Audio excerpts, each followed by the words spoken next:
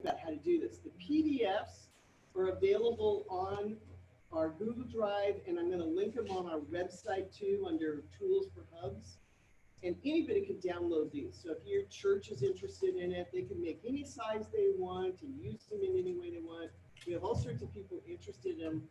And in fact, when I picked this up, the owner came out to, say hello to me. And he said, I have this great idea. I think you ought to put these in a little book that you could give to people and put in their go bags, because this is the stuff you need having the go bag, right? Not, you should have packed candy bars and sewing kits. So I'm like, that's a great idea. We'll come back to you on that. But just that other people were looking at these and going, I find this very useful. This is really good. So I'm very happy to have it all done. So we have 4. Okay, so if you're going to speak, we have speakers kind of get up to here, or I'll shift it around a little bit. We don't have a lot of length to it. How is this for you guys on the, can you see them so that you can see if they're raising their hand going okay? Can you give us a thumbs up if the audio is okay? It looks good, sounds good. Oh, thank God. Ron, I bribed Ron with dinner beforehand. Clearly, I'm going to owe him something afterwards, too. All right, so we have a full house. Let's go around the room. I know some of you are very soft-spoken, but just say your name and your hub so that they can, there's probably 35 people in the room. So speed date. Jack Herndon, Finney Hub, co-chair. Jim Duran, Finney Hub, co-chair. Mike Ruby, Wallingford, a public organizer. Aaron Linker, Gilman Park, Valley area. Robin Oppenheimer here. Host, thank you. Erica Harnett, Highland Park Improvement Center Hub Captain. Ayla Sayani, West Seattle Highland Park.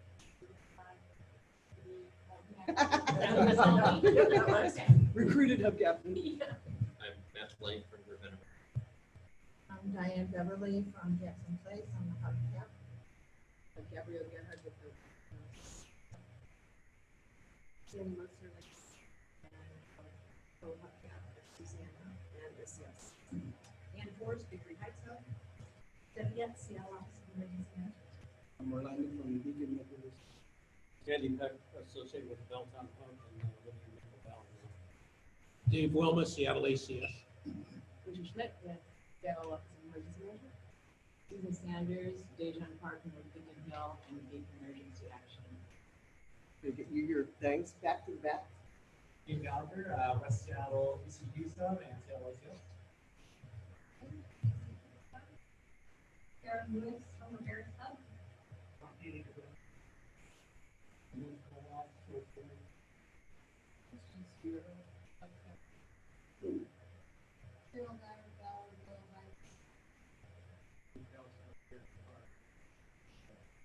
And Cindy Barker, Morgan Junction. Ron Zuber.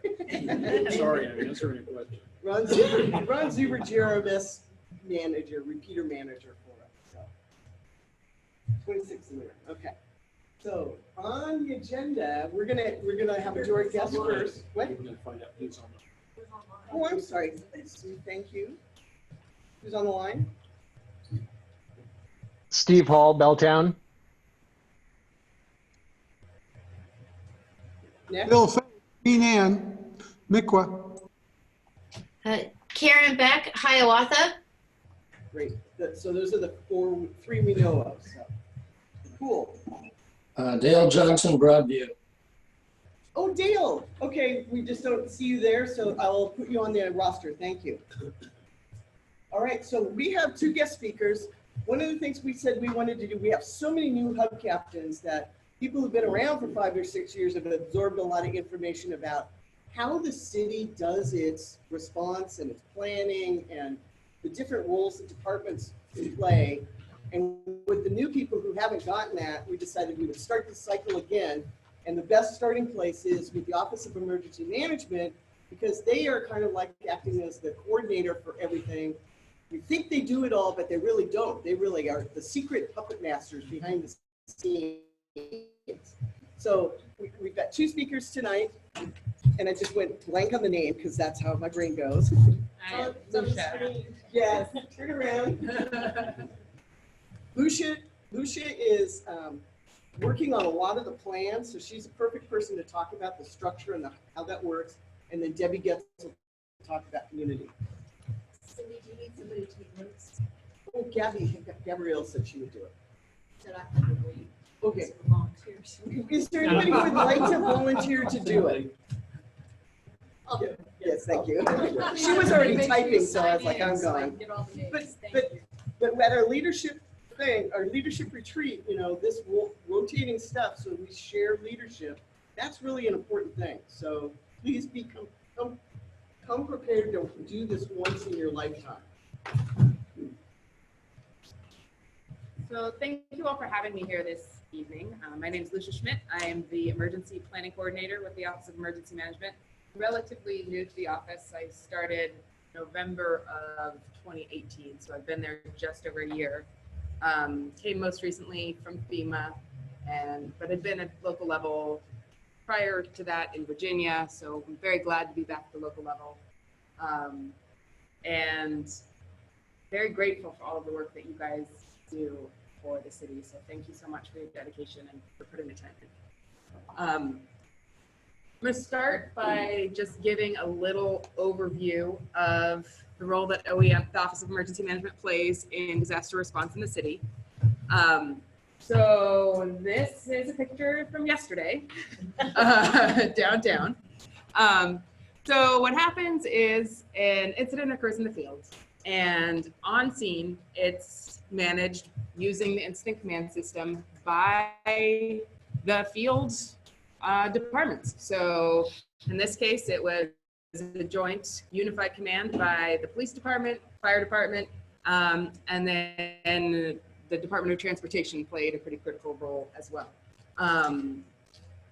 If things get bad enough that they are starting to impact the community more broadly, beyond just the incident scene, or getting bad enough that the incident commanders on scene need additional support, we'll notify the Office of Emergency Management duty officer, and we are on a rotation, so we all take turns serving for a week where we're on call 24/7. And then if it reaches the level that, and it's often the Office of Emergency Management duty officer, it's just us putting two people in touch. I think a couple weeks ago when we were facing those windstorms, we heard from one of the one of the hospitals called the duty officer line and said, you know, they were having issues with one of their generators. If they lost power, they were going to have to evacuate them. And so in that case, all we needed to do is make sure that they were in lockstep with City Light. So that City Light could do everything they could to prevent that from happening. And then thankfully that didn't happen and we didn't have to activate it. So often it's just us putting the right people in contact. In yesterday's case, you know, I was in touch with the police department. I was in touch with the Department of Transportation, asking them if they needed any support. This was very much a borderline issue. What it really came down to is the support that the police department needed was more patrol officers. And that's not something that OEM can provide. Unless they're talking more patrol officers tomorrow, in which case we can help by coordinating with other jurisdictions, maybe asking for help from our neighbors. But we can't get other officers in 15 minutes, which is when they needed them. Now, what might have pushed this over to the edge to an EOC activation would have been if the weather was really bad.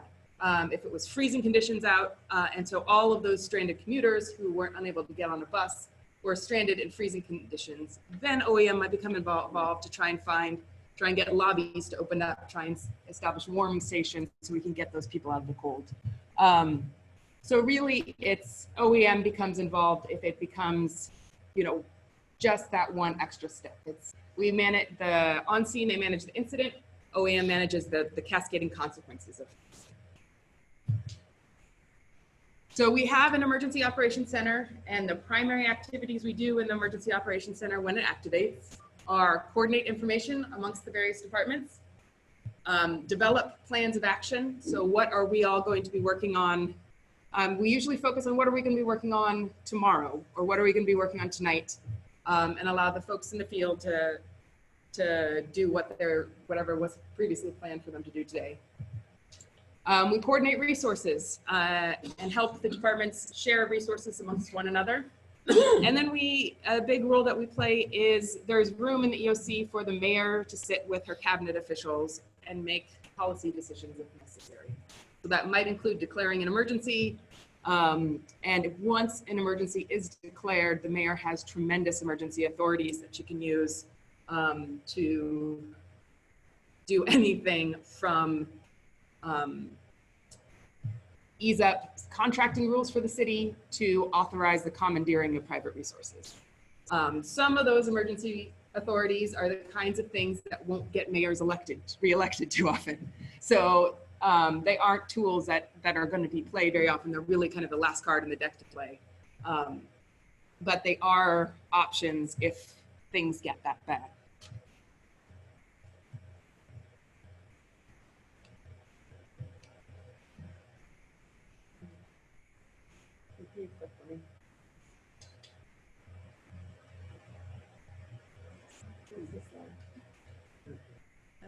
Okay, so in the Emergency Operations Center, we use kind of an incident command system, emergency support function hybrid, for those of you who that means something for. But essentially what it means is we're functionally organized within the EOC. Representatives that primarily sit in the operations section, where they're divided into branches. OEM staffs primarily all of the section chief positions, and then we staff a lot of the planning section chief, and then the EOC director and deputy director. So our role is really to facilitate the processes within the EOC. The departments themselves are the ones who have the capability to do things. The role of the Office of Emergency Management is really just to convene and to coordinate those other departments. And so in that vein, the departments are the ones who own many of the operational plans for the city.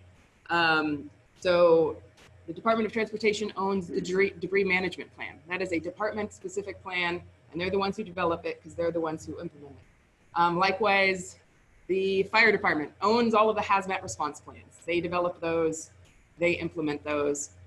Where OEM becomes involved is when the plans are multifunctional, multi-departmental, and we need to ensure that all of our different capabilities are syncing up. So, yeah. One last thing, yes. Nope, the other way. Okay. So there's a variety of plans. Almost all of our plans are publicly available. I think all of them are, but with a little bit of human error fudge factor there. So if you go to the Office of Emergency Management's website and just click on the Plans tab, you can find all of our plans there. The ones that I'm going to talk about today are primarily here in this second tab called Response and Emergency Support Functions. But essentially, we as a city have an overarching comprehensive emergency management plan, our SEMP. And underneath that, there are a variety of annexes that cover things like our SHIVA, which is our hazard identification and vulnerability assessment, our mitigation plans, our recovery plans, and then response is kind of the big bear. And in response, things are divided. There's the base emergency operations plan, which essentially says what I've just told you about how the EOC is organized. And then it's divided into functional annexes. So by each emergency support function, which is how we kind of coordinate the departmental activities. And by hazard, so there's incident specific annexes, so earthquake, winter storm, the ones that are specific to how things might be different for specific hazard types. And then there are support annexes, functional support annexes, so things like the alert and warning annex, which we updated last year, things like the military support annex, so how we implement different multi-departmental functions. The emergency support functions, I'm not going to go into those in detail. There are 15 of them. But essentially what they get to is the idea. So ESF 1 is transportation. And so the function that ESFs serve is within the city of Seattle, there are multiple departments that work on transportation. There's Department of Transportation, but there's also King County Metro, there's Sound Transit. There's, if things get really big, there's the ferries. And so having the emergency support function setup is a way that we can, point a finger at a person, and then it's clear that we're not just talking to the Seattle Department of Transportation as the Seattle Department of Transportation. We're talking to them as the ESF 1 coordinator. So it's their job to coordinate amongst all those other agencies and provide a consolidated report back. So this is why she's in here, because doesn't that just make it clear as mud? I mean, and part of it is, as we learn that when she says response plans, that means a certain specific time within a disaster, and that's different than the hazards. So there's kind of this linear thinking. There's know your hazards, mitigate so your hazards, if it happens, maybe the worst won't happen, but be prepared to respond, and then be prepared for the long haul recovery.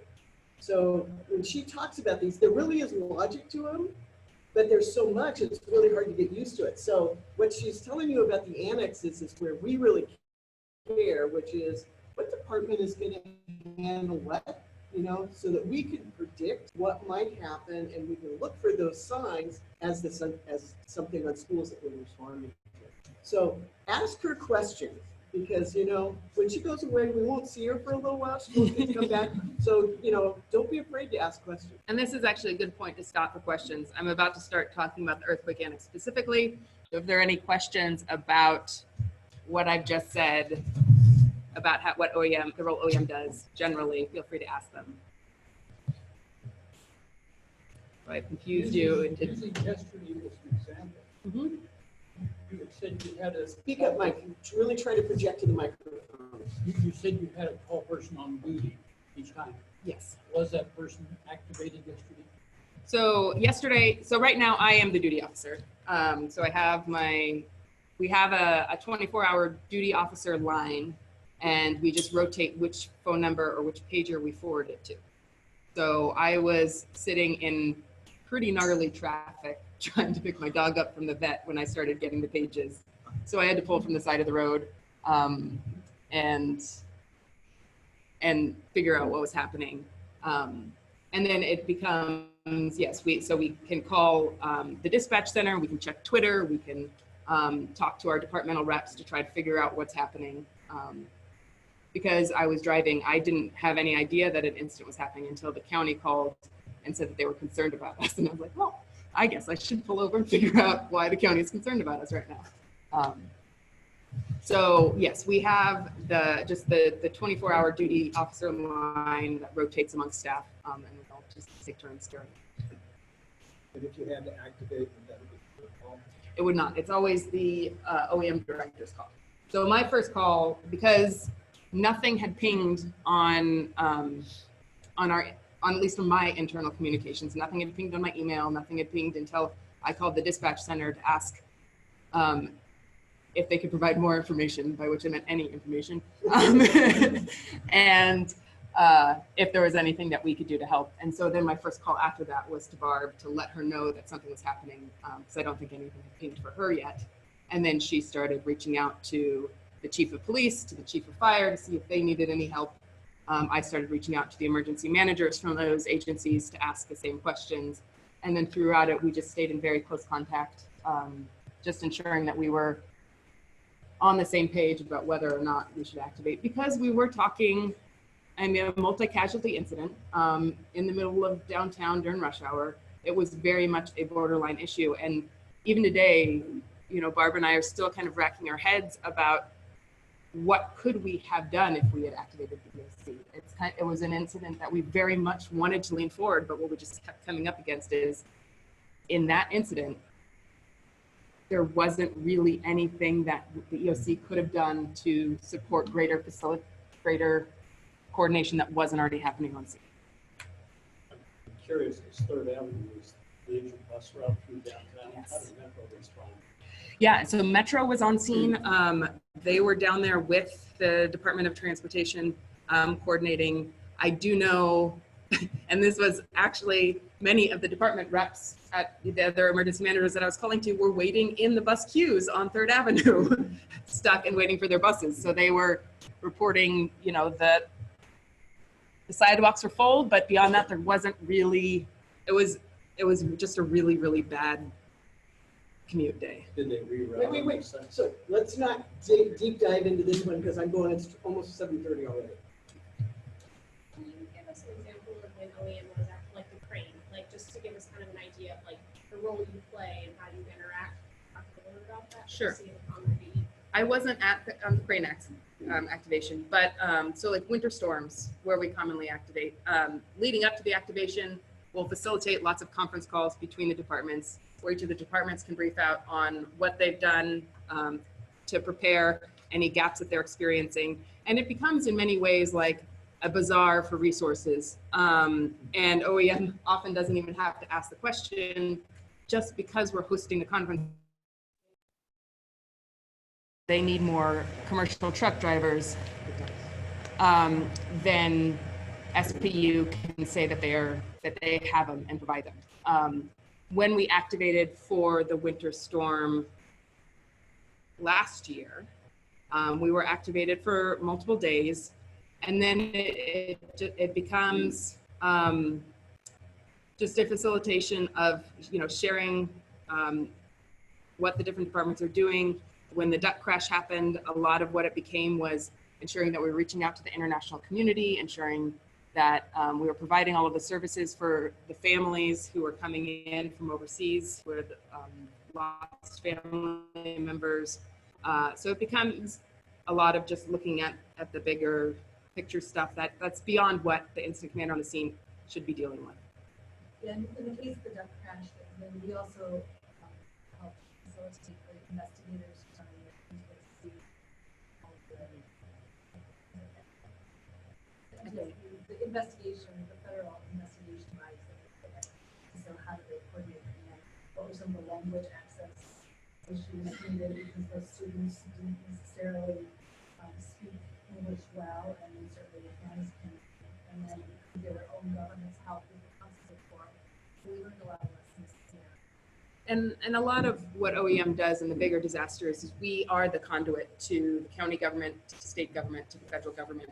So we do, if as we're having those conversations amongst the departments, we're finding that there are resource shortages, then we're the ones who can facilitate those requests to the county, to the state, to the feds, to our neighboring jurisdictions to ask for help bringing those in.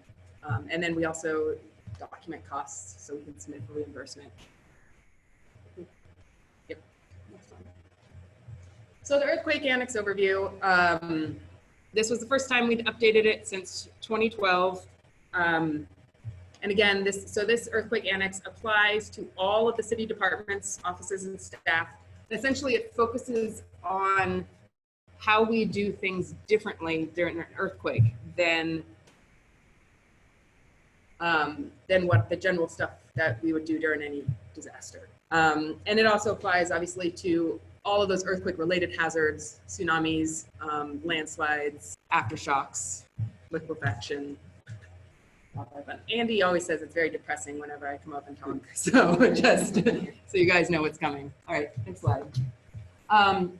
The main focus that we really made on this update was factoring in catastrophic considerations. We've learned a lot since 2012 about what the earthquake risk would be here in Seattle. And so we wanted to focus on what happens when the earthquakes are really bad. And then in order to make them more operational, the plan itself, not terribly long, but it's still longer than most city staff are ever going to read. So we wanted, instead of just having the plan be a standalone document, we also included a consolidated action plan, which essentially takes what's in the 50-some pages of the plan and turns it into the specific tasks that each department are going to use. The consolidated action plan is the document that's used in the Emergency Operations Center to guide the actions of the staff when they activate. And of all the documents that you should read, when this is published, this is the one you should read because it tells you what you can think that to expect from the departments, and if it's a really bad earthquake, what extra steps they might consider. Yep. So I just can't send it out until the Mayor's Committee approves it. It's approved. And I sent the final version to be posted, so I can just send that to you if you want to email it out. Yes. So the Seattle Fire Department is the lead agency, and then the initial EOC objectives, so all of those tasks that we're going to perform fall under the basic areas of situational awareness, supporting the fire department with their immediate life-saving duties, conducting damage assessment, stabilizing those critical lifelines, so our water systems, our transportation systems, establishing a shelter capability, coordinating public information, and then coordinating policy information, which is all good and well. But what happens if the earthquake's really bad? We can't just do more of the same stuff. We have a limited capacity, and one of the things about catastrophic earthquakes is we as a city staff, we as a city resources, our facilities, our infrastructure are going to be directly impacted. So when that day comes that all of the city resources are most needed, they're going to be working at their greatestly reduced at their capacity. And so one of the things that we as a city were trying to grapple with this revision is those objectives that flashed up there are all good and well for a Nisqually. They're all good and well for a significant earthquake. But once you get to a major earthquake, then those tasks are not quite going to cut it. And let me talk a little bit about why not. So this horrifying map here, you might not be able to see the colors, but this came out of a recent study that was done by the Department of Homeland Security and the Washington Department of Transportation that looked at all of the state-owned bridges, which includes on-ramps and off-ramps across the state of Washington. It did a Cascadia subduction zone, magnitude 9 full rip scenario, and looked at how long it would take to restore to emergency functionality each of those bridges. And yes, not regular, just emergency use.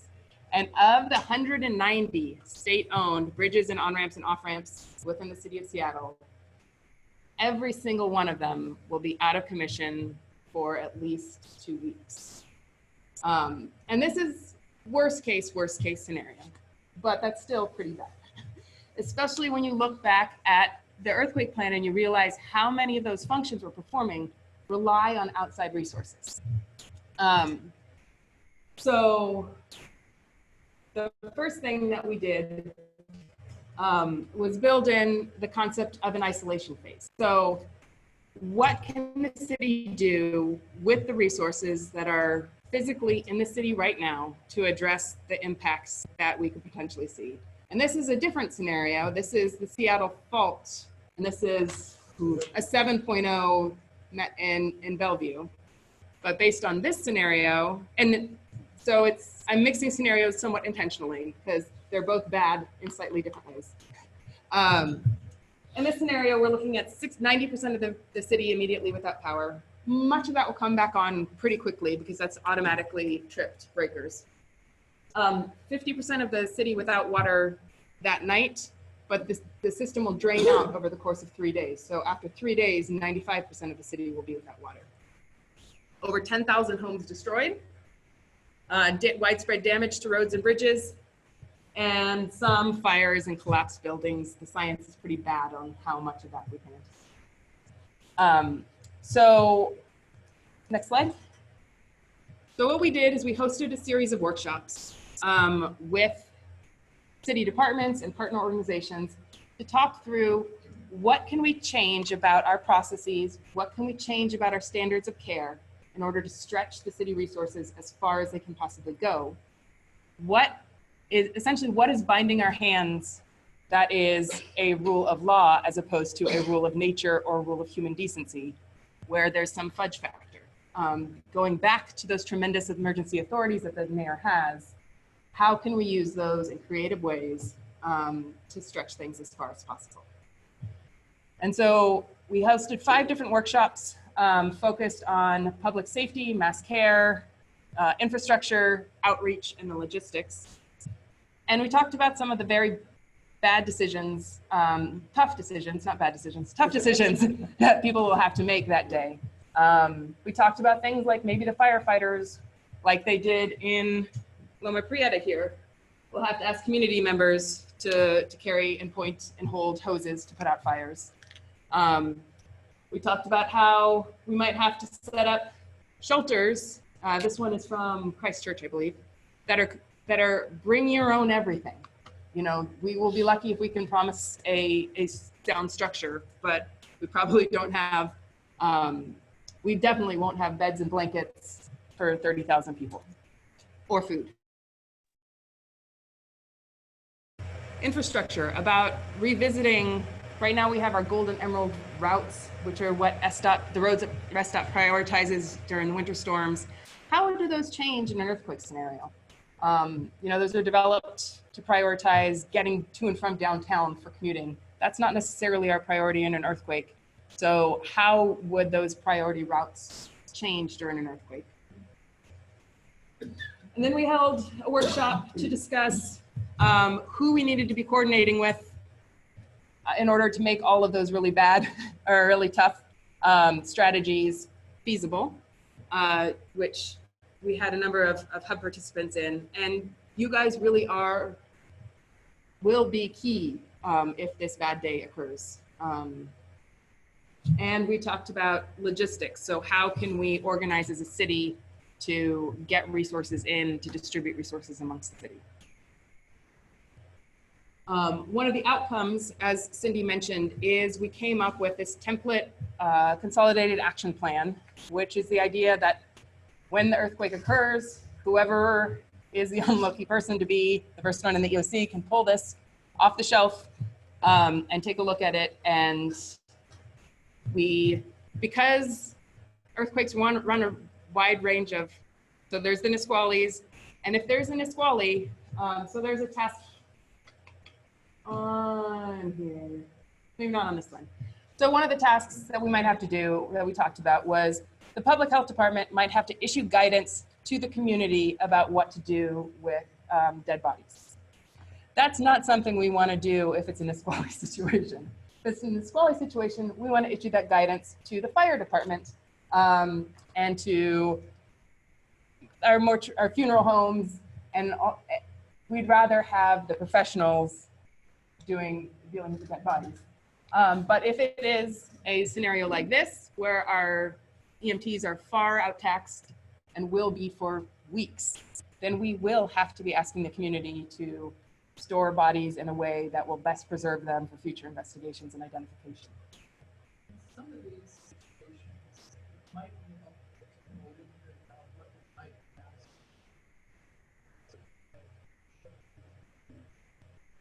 Yes. So I'm not making an assumption or saying that all you guys know what we should do. And that's the next departments. That's why we're marching through the departments. So next, next should be, if Chad can confirm to me, Seattle Public Utilities. So they talk about their departmental plans, what they think is the worst case they have to plan for. So we kind of have that foresight. So if you look at the consolidated action plan that we'll share out, the tasks that are there in red are the ones that we really hope not to do, but we wanted to err on the side of putting them in the plan and enabling the person to cross them off if they're not applicable. So the people staffing the EOC when the earthquake occurs can cross off all of the tasks that they don't see a requirement for, but we didn't want to put the people on the really bad day in the situation of having to come up with the alternative tasks. But, right. But if we are talking talking about all 190 on-ramps and off-ramps off, then we're talking about more than just alternative tasks for people to perform in the EOC. At that point, we're talking about system-wide failures, whether it's of transportation, whether it's of communications. And I was in a meeting this morning with labor relations, and he was saying, you can't plan for system failure. At that point, all bets are off. And I said, no, that's my job. So how do you plan for system failure? And the answer is I don't know. What I do know is that if I were to sit down today and write down all the tasks that I thought people were going to have to perform after a catastrophic earthquake, I'd get something very wrong. I'd miss something. Something would be beyond my worst imaginings. So the approach I took, this is a picture that's very dark and hard to see. But if you look at Hurricane Katrina, pretty much the only agency that came out of Hurricane Katrina looking like they did a good job was the US Coast Guard. And they did that because they are fundamentally organized in a decentralized fashion. The captains of the individual ships get to make decisions on a day-to-day basis. And so when Katrina happened and nobody had any plans, the Coast Guard were the ones who were able to be nimble and able to plan based on what they were seeing that day, and they weren't stuck in a chain of having to report up a request to take action and wait to get approval to take that action. So that's the approach that we tried to take, is just build a plan that enabled people to act. So the concept that I learned from the Forest Service is called leader's intent. And what that means is you don't just tell people the task you want them to perform, you tell them the purpose and the end state as well. So they know why they're doing it and they know what it looks like when they've reached success. And then that way, if you've told them to dig a trench right here and a landslide occurs and this ground does not exist anymore, they know whether or not that task is moot or whether they need to move the trench over to the next block in order to save the neighborhood that you are intending them to. So we've got lots of technical experts in the city who will be out in the field. And what we want to do is let them know what the most important thing they can do to support their department so that they can do that one thing and act. And so in the earthquake plan, we've had each of the major operational departments break it down into a one-sentence statement. If all else fails, do this. So for public utilities, if all else fails, conserve water to support firefighting operations. So if there is someone out there with a wrench who knows how the water system works, and they're unable to reach their chain of command, if they can do something to help get water to a firefighting operation, then they are doing the best thing that we would want them to be doing at that time. So we did that for each of the departments in the hope, we don't want any of our staff to be out there isolated from communications, but if it happens, we want them to know what they can do to act. We built a structure. The fire department has figured out that they are automatically going to decentralize into the battalions that you see on that colored map. And so we figured out a way to make the other city departments fall into a decentralized structure behind them. We created workforce rallying points so that staff could come in, so that staff most of us staff don't live in Seattle, and even if they do, they have to cross at least one bridge to get to their workplace. So we created workforce rallying points across the city, which Mark developed that ACS new sectors map based on that. But so that nobody has to cross a bridge, so that everyone can at least walk to a place where they can get communications back to the EOC and where they can meet up with other staff. And then in the city, we're gonna have to figure out how we can prioritize our scarce resources. And the bottom line that we can't get past is we're gonna have to rely on the community to do a lot of the work. So one of the things, to the point of prioritization, our role in the city is going to be to figure out where we need to direct city resources to do the most good. And in order to do that, we need to be hearing about the impact on the population from the city. Next slide. So one of the things that I talked at the DMC about this morning, the big project we're working on this year and that I really do see Hubs as a key partner in, is our damage and impact assessment plan. So how we in the EOC are getting a picture, not only of what's broken in the city, but what that means to the community. So you can tell us that 10 houses are collapsed, but if those 10 houses are collapsed and those families have relocated and are living with neighbors, then that's not going to be our priority. If those 10 houses have collapsed and those people have nowhere to go, then that means a different thing. So what we want to ensure that we are creating the networks to do is to hear from the community a day or two out about what the damage has meant to the community and what they're actually experiencing. Assume that if something this bad happens, the city's going to mess up our response somehow. We are going to set up a distribution set point in a place that underserves a community. We're going to not know, we're going to clear a road that cuts off a sidewalk that that prevents people from getting in and out of their houses. There's going to be something that we do that we need to fix. But first we need to hear about it. And so we want to create those networks so that we can hear about it sooner rather than later, and hear about it from the community and not from the news. So I don't know. So we had an initial brainstorming session this morning about how we can approach it. But this is going to be the big planning push this year, is figuring out how we can create these networks and balancing the need to collect a lot of information about a lot of different areas with the fact that we need to standardize the information we're collecting so that we can collate it easily and spend our time analyzing, prioritizing, and not spending our time, re-entering it. So yes, next steps. That damage and impact assessment plan, we're doing work at a regional level to look at community points of distribution.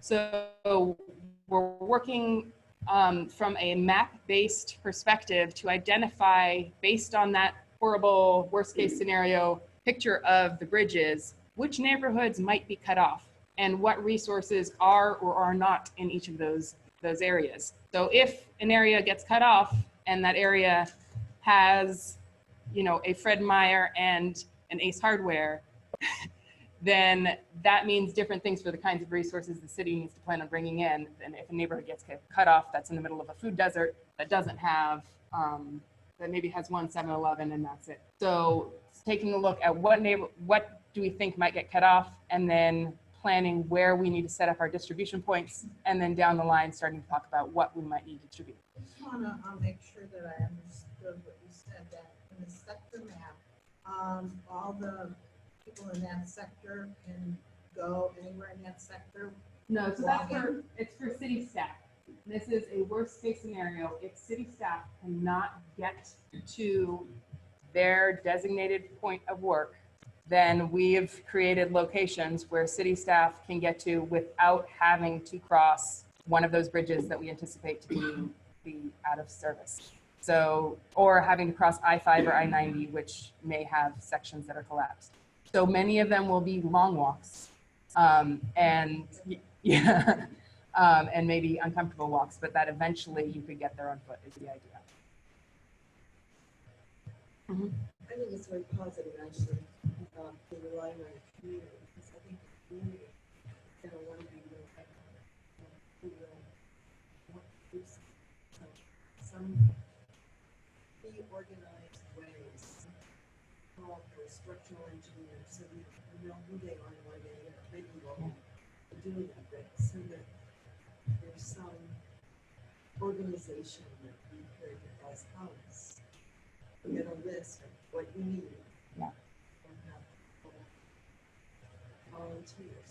We are in the loop of that. We are Yeah, and we did have a great conversation in the logistics workshop about what are the different skill sets out there in the community that might end up being beneficial, and whether that's, the off-road vehicle club, or whether it's theater troops who know how to set up pulley systems. And electrical, there's the people who do the lighting for theater productions have skills. Yes, yeah. So we've done some initial brainstorming about where might these skill sets exist, and we haven't gone any further than that yet. It's definitely on the to-do list, though, to start to figure out which organizations do we need to have networks with? And we want to do a little bit more to kind of categorize those skill sets a little bit better. So it's not a laundry list. It's more of so we've consolidated a little bit. So it becomes an easier thing to report. Like, these are the functions we need someone to be able to perform, as opposed to, are there any theater troops in your community? And I had an interesting conversation with our labor relations department this morning about potentially reaching out through the unions to find folks like building inspectors and find electrical engineers, because many of those are unionized forces, or unions that represent not just city staff, but represent contractors within the city as well. Is the city talking about building in skills? Sorry, is the city talking about building in skills to the community, not the specialized electrician kind of stuff, but cert skills? We talking about that? Is it? That would be part of our public education piece, and so with the outreach specialists, the disaster skills training that we offer throughout the city, being able to get as many people, skilled in how to store water, how to store utilities, things like that. So that's, yeah. I'm talking further, like cribbing and putting out fires, and more advanced first aid, the cert skills. Not like disaster, but Yeah, So we're taking care of your name. What Matt's group does is that he will be having firefighters teach the search and rescue skills. So that class is going to be continuing throughout the conference on a training. Well, and at this point, just the decision is that the amount of money we have for public education, invest it in educating more people at kind of that thinner level than a fewer people at that deeper level. so you're getting close to 8. Yeah. So that Debbie would know. Yes. Oh, so this is just a little poem that I wrote up. A little prayer, I should say, that I wrote up so that it's to the tune of the Irish blessing about the wind staying at your back. So that we can hope that we get into squally and not anything worse. So may the earth shake rarely and gently. May our infrastructure stay largely intact. May our faults release only when the weather is mild, and only start fires in isolated single-family homes on non-wooded lots. And until that day comes, may our community retrofit and prepare proactively. So if you all would incorporate that into whatever daily or Okay, quick question. In terms of the severity of the different things that you see, I'm wondering what we might have in terms of scale. You had the full rift Cascadia had a number 10. How far down does it go for the Seattle fault at a 7, 7.5? How far down does it go to the next thing that you might worry about? What are the levels of severity we might really face with what you think are maybe the 3 or 4 most likely bad things? So the Cascadia subduction zone, so it's kind of a difference in impact. The earthquake scenarios are hands down our worst.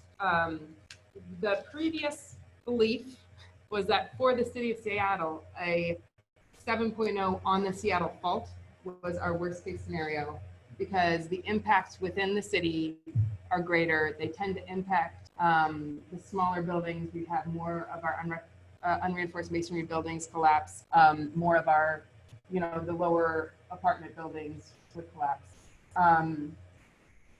But Cascadia subduction zone, the frequencies are longer, and so it doesn't impact those smaller buildings as much. But what we're starting to learn as science develops is that it might impact those high rises more. Building itself into a problem? Yes. And so really the problem with Seattle faults, it's more impact within the city, but much more localized in the city, so we can count on resources from the outside coming in faster. Cascadia, less impacts in the city, pending more science, but it's so widespread. And there's a lot of places that are much worse off than Seattle. So we might not see resources for a while because they've all been diverted elsewhere. So What's the, Really, we're here till 10 tonight. those are the ones. It's really earthquake. Earthquake is the catastrophic scenario, and then after that, things are kind of bad. And I'm sorry, we can always tell you that. Deep divers. Next is Debbie Getz. Debbie has been our liaison for multiple years, and she always handles the community planning. And I'm going to let you do your thing. Yeah. Next to the microphone. So are these, Yeah. Yeah. these slideshows gonna be given to go on? I've got them. What I'll do is put them on the Google Drive and send you the link. Okay, good, thanks. I'm just going to be a talking head tonight. So it is always, it's always a pleasure to be here. It's been a couple of years now, but so I see a wonderful array of brand new faces, but I see many familiar faces too. And so it's always very heartening to me, the work that you do so willingly and your commitment and your dedication. It amazes me, honestly, that your commitment to your communities. And so my hat is always off to you for the work that you do. I'm going to start with my big announcement, Cindy.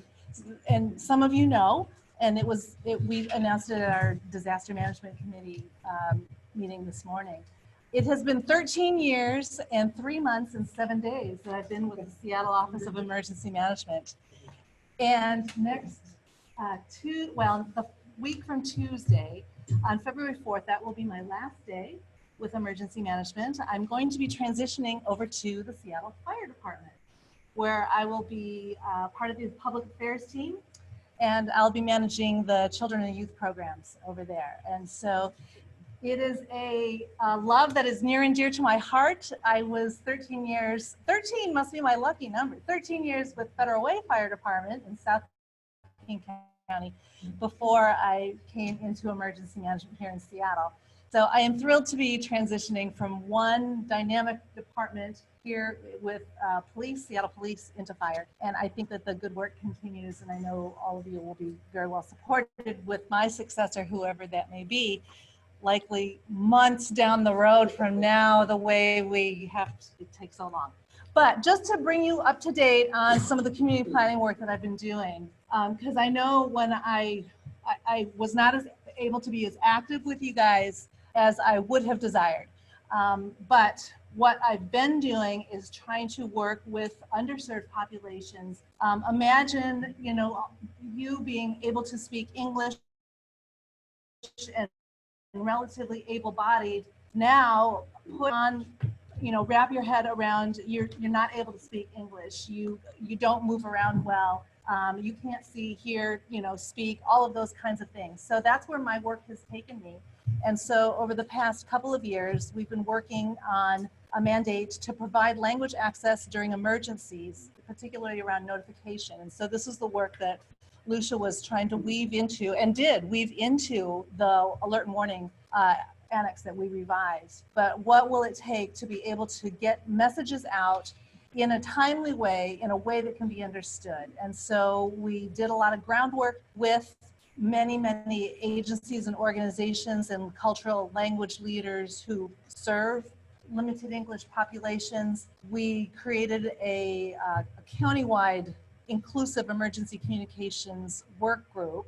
And so that was something that we know, language doesn't end at the borders. And so people who may have services here or socialize here, they don't live here in Seattle, they live all throughout King County. So it only made sense to do something on a countywide basis. So what we're on the cusp of now is, this was the first announcement of it. It was through the public health newsletter to the Medical Reserve Corps. Some of you may be familiar with it, but there was a call out for bilingual and multilingual volunteers, people who are part of their own language and culture community. If you are willing to be a recipient to an alert, like an Alert Seattle. So all the Alert Seattles that we be a recipient to that. It's, something big and bad has happened in downtown Seattle, avoid the area. And so that message gets pinged out on an alert to a bilingual or a cultural leader who gets it on his or her digital device and has the connections through their faith group, through their senior group, their elders group, their apartment managers, through their, all their hobby clubs, social clubs. They can call up the phone tree, get that going. They can get people knocking on doors. They can kind of get that message spread. They can put it on their own social media through, WeChat and WhatsApp and all the different apps that exist that other languages and cultures are using. So this was the first announcement of it. We're on the cusp of doing some more outreach for that. The King County, the medical clinic is coming up in February, where they have many, many language translators and interpreters available. So that's another good opportunity that we're looking at to kind of enroll and enlist people that have their own built-in networks. Because what research told us, or when we did interviews, how do people communicate in an emergency? Well, lo and behold, it's the same way they communicate every day. When they don't understand English every day, how do they hear about stuff happening? They hear it from their aunt, from their uncle, from their brother, their sister, and things like that. So that's kind of what we needed to be able to leverage. So that was, I've spent a lot of time doing that kind of work. The other work I've been doing is, in 2010, the Department of Justice came to the city of Seattle and said, you are not ADA compliant in several areas. And so they had a whole laundry list of like 300 violations, if you will. And, I don't know, a number of them were directly related to emergency management. We were down to like the last 9. And these last 9 have been just buggers to kind of get closed off. But now here we are, 10 years later, we're on the cusp of finishing and closing out these compliance items. And so some of them were, how do you provide accessible shelter that is ADA compliant? Everything from the size of the entrances and exits to how people who, if someone doesn't hear or see or has a service animal comes into a shelter, how do you make sure you can communicate with them? How will you provide services to them? Where will their area be? Do you have enough space to accommodate wheelchairs? What about durable medical? If someone needs their medication refrigerated, what's the process for that? So that's where I've been diving deep into to get closure on all these things. And lo and behold, we finally have, on the cusp. So June of this year will be all completed, we believe. But the other interesting part of it is, the one of the things we were found kind of non-compliant is you need to incorporate within your plans, and this is on our strategic plan for this year. How do you incorporate input from people with access and functional needs? And they don't need input on every planning document like the military annex, but this is something that Matt, who is our education coordinator, he's going to be taking on a lot of the community planning in the interim. Between Matt, Lucia, Ivan, the team that we have within emergency management, building in with our language access folks, building in with our representatives from different disability organizations, Lighthouse for the Blind, the Immigrant Refugee Commission, the Commission for People with Disabilities, that kind of thing. Getting their representation, getting their voices heard. How do we build into our planning assumptions, our planning response and mitigation, all that kind of stuff, to really work that in. So we will have those plans identified. So that's been good work. And then let me just back up on the emergency multi-language. What we did in 2019 is we collectively put together 17 different hazards. What are all the key messages for 17 hazards? We did it in 17 languages. There are actually 39 languages that we need to get represented eventually, but we're gonna knock off 17 of them right now. This year, we're looking at how do we now accommodate for ASL. And so of those pre-scripted messages, what would the video look like that, people who receive an emergency alert, now someone who's deaf or hard of hearing can now get that kind of a message. So that's kind of a bit of what I've been up to. And then, I don't know, I could kind of blather on forever and ever, but but one of the initiatives for this strategic plan this year I'm going to speak a little bit about our outreach and education goals. Is we're looking to establish, and they already have contracts with 2 community organizations. One is the International Rescue Committee for newly arrived immigrants and refugees. There's a contract now that we have written with them so that we train their staff all of the basic preparedness and the skills and the priorities and things like that. And they are the ones who will teach their clients and constituents that are coming in to through their agencies so that they will get in their own language basic preparedness. And so we've got a contract set up with the International Rescue Committee, and we also have one set up. We just set it up in South Park. It's the former Spire. It's now called the Via Comunitatis, the community path. And so that is largely Spanish speaking. And so same kind of deal. So their staff get the training in all of the preparedness messages that you are all very well steeped in. And so they will begin teaching the Spanish speaking speakers in the South Park area. So I think that's a nice development. This year, we're also looking to recruit back to English speaking, or it doesn't have to be. I mean, bilingual, multilingual is kind of where our heads are at now. But we're looking as a goal by council district. What we've found is with the OEM, the emergency management volunteers that we have, people like to stay and teach close into their neighborhood. So we recognize that. So, you know, Anne, who lives north, she's not so jazzed about having to go, okay, way into Southeast Seattle. You know, she wants to kind of stay up in her north area. Very cool. So we can divvy up by council district. And so we're doing recruitment by like that so that we can have volunteers who can get out there. We teach you preparedness, you go out and prosper and all of those good things. So that's where we're going with that. One of the other community planning pieces is we're looking at faith organizations, and I'm just gonna keep blathering on until you stop me.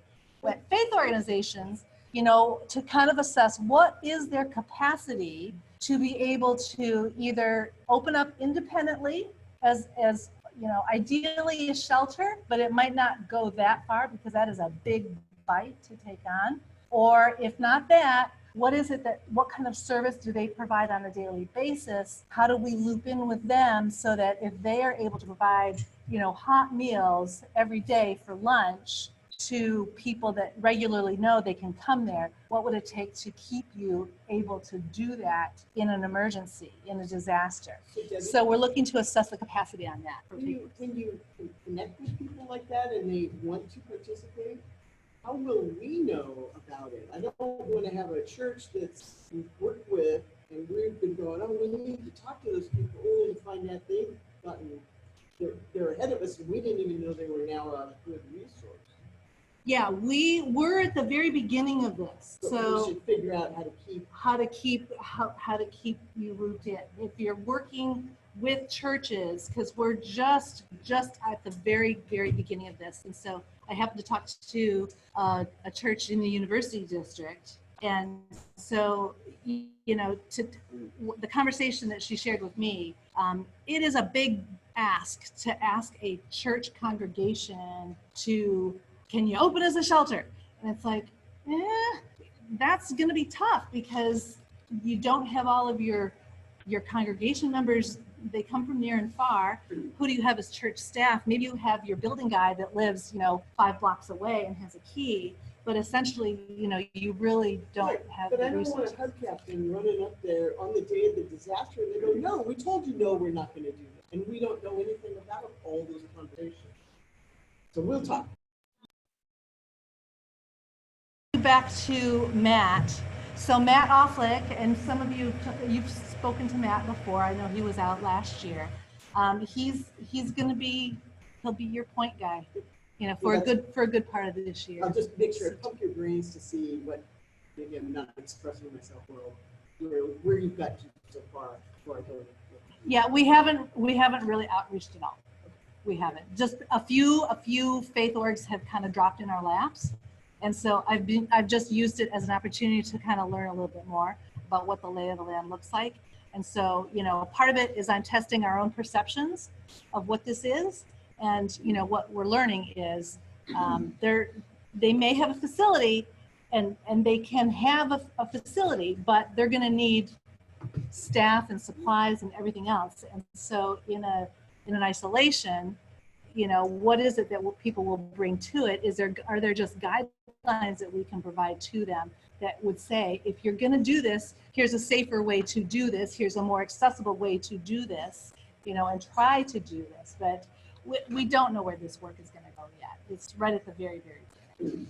So, but we do know people want to do good things in a disaster, and if a faith group is wanting to do that, what is a way to kind of help them, you know, get resourced up to do that? Yeah. So how many more topics do you have? That's it. Okay, Yeah, that's it. That's it. That's P-patches, enough. You should probably mention the P-patches. Oh, and today, okay, so P-patches.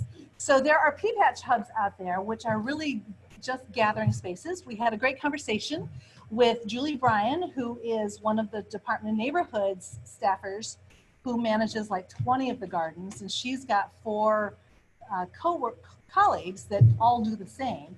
And so what does the picture look like there to kind of look at what would a Hub 101 look like in a garden? What kind of leveraging can you do now to help get P-patches a little more informed and become more aware of, well, we know we're a gathering place in a disaster. What does that really mean? What is a way to get some leadership in some of the P-patch hubs? So according to Julie, there is some kind of leadership organization within about 80% of the community gardens. And so some of it is going to be connecting up with neighborhoods. Some of it's going to be trying to spark interest. Some of it's going to be, partnering in, connecting. Yeah, so I guess I'm going to have a north and a south resource fair for the P-patches. Yeah. To get them there and have, there might be a call for people who want to participate. Those will both be in March. And then, like Debbie said, maybe going and doing some specific, just being step Hub 101 for P-patches. And if there's a P-patch near you that gets engaged, we might call you and say, we want to come sit in and watch these folks. Yeah. So out of the 90, there's 2 resource fairs, one north, one south. We're starting with something very bite-sized. What if we could do like 3 north and 3 south, kind of get 3 P-patch hubs in the south end and 3 P-patch hubs in the north end, more engaged with, you know, what talk to, you know, run across P-patches, you know someone in your neighborhood doodling on it, let Debbie know. Let me know as well. Yeah. Make sure Julie's aware that this thing. So Debbie, we have one other thing though. Okay. And you have been such a strong supporter, and she said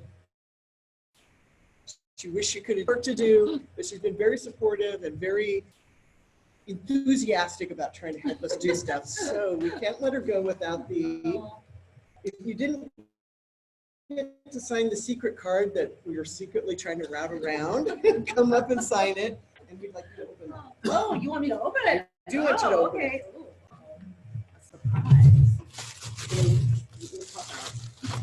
It won't pop out at me? Oh, look at that! We made you an honorary hub captain. Oh, that's awesome. Oh, I love it. So thank you very much for being here. Thank you. That's awesome. That's cool. So our next topic is actually something Debbie really helped with, which is the Hub in the Box stuff, which I don't have anything to report on because I called Department of Neighborhoods and said, oh, I got a hub captain coming up in a couple of days, and where are we? Because the budget just got approved at the end of last year, so they've only been back to work 3 weeks, and one of them was a snow crisis. So I don't think they've done a lot, but I just don't want to get surprised with them saying, oh yeah, we got this covered, and the applications go out tomorrow, and they're due in 2 weeks, you know. I want to make sure you all or everybody who is interested in pursuing one of these has the heads up. So I will have to send that out by email. So watch for that when she didn't show up at the DMC meeting. I was going to ambush her at the meeting this morning, but she didn't show up.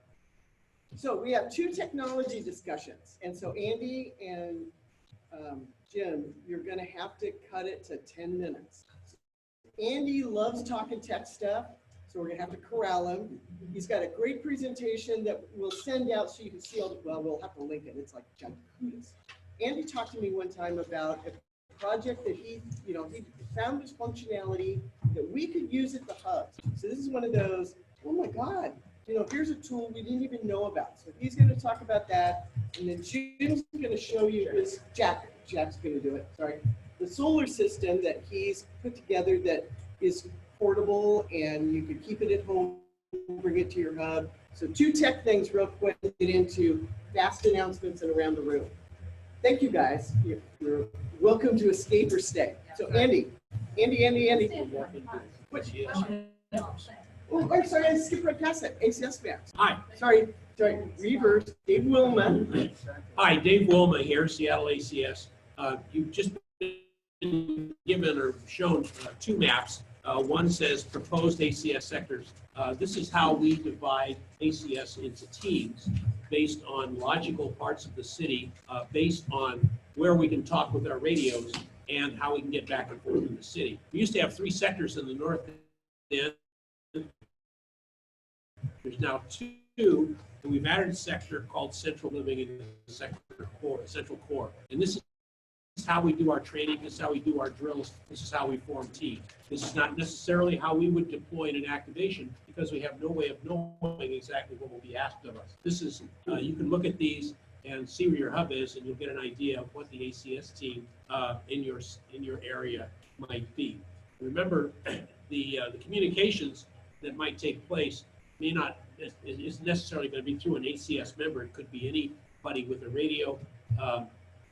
They may not even have a license, but this is how ACS does it. The second map. Wait, before you leave this map, how long until you guys say go? Go what? This is the real realignment. Well, assume that this is roughly going to be like this. I mean, no, we have to change all our website. We have to change our maps. We have to change a lot of stuff. So I just want to make sure ACS has signed off and sent it up to OEM. I don't know. This is what we're working on. So somewhere in the next month, I bet. And I won't promise that it won't change in a month, just because there will be new factors that will come into it. And this is these lines.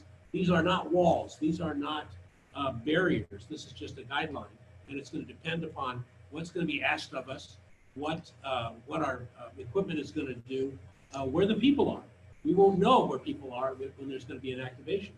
We might have 5 people trained and ready to go, and they might be all out of town. So we just don't know. But this is just the starting point. And so when you talk about my hubs and I say, we're going to have training for the Southwest sector, Southwest doesn't change. They say, you're going to have training in the Northwest sector. Everybody who was in North Central kind of should go, oh, I should go to that because they're not going to have training in my disappeared sector. So it's just a realignment for us of, affiliations, right? You're right. No hard assignments, no nothing, but we got a lot of media to change. All right, the second map is resolution indicated the Seattle Fire Department is set up so that if there's a major event, the department would then subdivide into 5 battalion areas and then operate independently. Seattle ACS is in conversations with the fire department to see how best to support them. We've been testing our radios from the battalion headquarters. This is how the battalions are set up. As you can see, they're different than the ACS sectors, but it tells us exactly what the areas of responsibility is. And you should be aware of it too, because your fire battalion may be responsible for a different area than you imagine. One correction on the fire map, you'll see Station 31 there in the top central there. 31 is dead, so it doesn't exist anymore. That's my neighborhood fire station. It's dead. So anyway, but that's just, you should be aware of these divisions and the fact that the fire department could end up, the fire battalion commander could end up controlling activities in those particular areas. Okay, number 3 on my list, we've added 2 additional radios for email for what we call WinLink. So we've added additional capacity. We're digitizing our traffic. So we're translating from the oral tradition of radio to a written tradition. So that everything we do is going to be in a written form, and we're going to transmit it digitally. So we have added 2 more stations. That's like 6 now that we have in the city that we control. plus there are stations outside the city in the United States. We have training coming up. We have a 2-day training called ACES. The point is that those trainings and all of our monthly trainings are open to everyone, not just ACS members. So if you have a radio person in your hub and they don't want to be a part of ACS or they can't, they are welcome to attend our trainings. So make sure that they understand that those trainings are open to them. And we want to make sure they get the training. We want the information to get out there. And lastly, Cindy and I are organizing a messaging class March 28th. Cindy, did that sound right? 28th. Recommend this. It's not a radio class, it's a messaging class. How to communicate among yourselves with additional hubs, and as information needs to go up and down between the city and the hubs, how to do it. That's a messaging class. Just giving a plug for that. That's all I have. Okay, then next is Andy. Sorry about that. I always small print. So Andy's going to do the how to take cell phones and make them into translator tools. Give this thing a try just to see if it works better. Now, part of this is a 5-minute video that really explains. We're going to get to the video. Yeah, so there's a 5.5-minute YouTube video. I cut off the ends of it to bring it down to 4.5 minutes. So I'll try to talk for not more than 5 minutes before that. So basically, there's a way cool technology available. In fact, I loved it when Debbie was talking about language, probably mentioned it a couple dozen times. Lucia mentioned it a couple times. The vulnerable population thing has been a real passion for me. Living in Belltown, I mean, how many languages are spoken in Belltown? So Google has developed way cool technology that works offline, does translation. And I actually tried this out. We took the family to France this summer, and I don't speak any French. Nobody in the family does. And worked really well for reading menus and things. You just use the camera on the cell phone, and it instantly, instead of seeing French, you see English.